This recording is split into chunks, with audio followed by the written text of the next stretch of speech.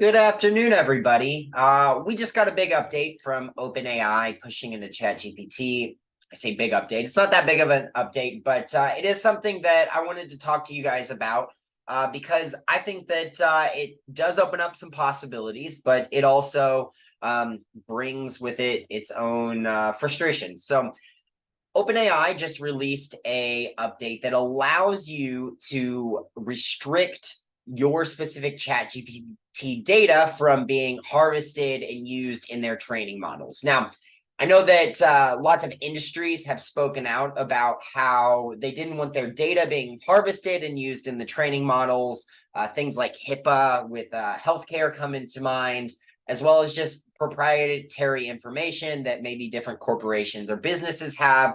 They just really don't want to share. Now, my immediate thought with this would be sometimes in real estate, we have information that maybe we don't really want ChatGPT to be sharing about, specifics that we have to follow in guideline with for state, local regulations, stuff like that.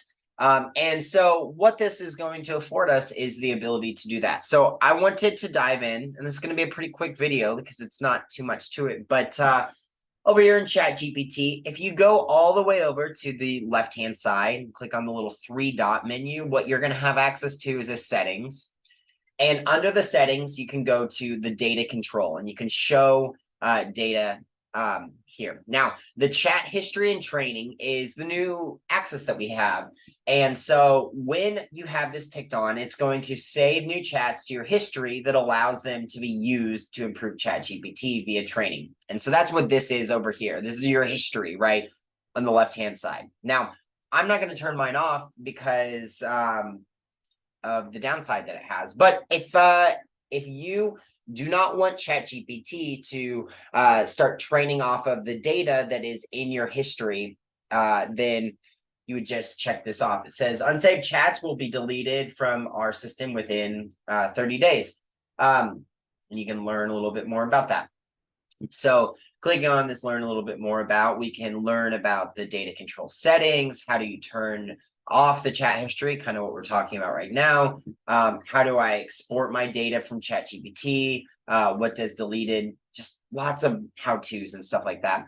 Definitely worth diving into if you're interested. I'm not going to just go through each line by line, but that is how you can turn off ChatGPT's ability to train off of your data. Now, that being said, what happens if I were to take that off? Well, if I take that off, we are going to lose access to all of our history that is saved over here on the left-hand side. Now, that's not terrible until you think about the fact that we have been talking about and we have been using ChatGPT to seed information. Now, seeding is where you basically share information about things in your business, things about you, things about the people you work with, and you build out these chat threads that have some additionally defined information.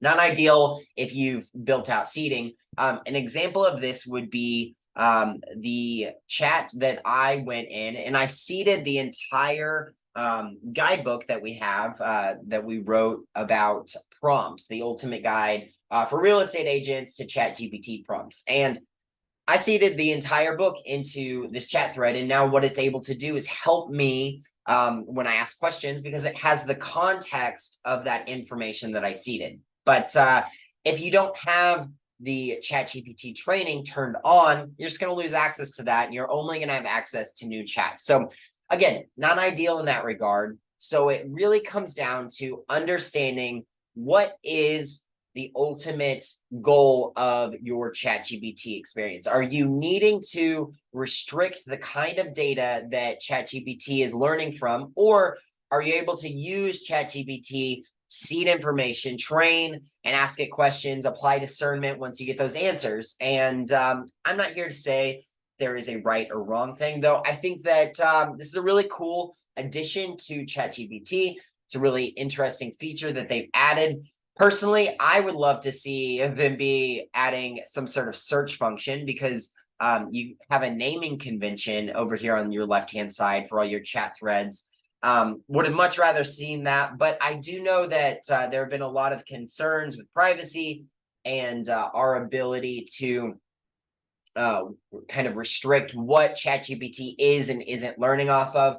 So I think this is a step in the right direction of just kind of ensuring that you have ultimate control over how this moves forward. I think personally, I've spoken about this in a couple other videos, but we are playing with a very sharp, pointy object, and it is our goal to make sure that the pointy end faces forward. And if we do that, I think we are going to be better off for it.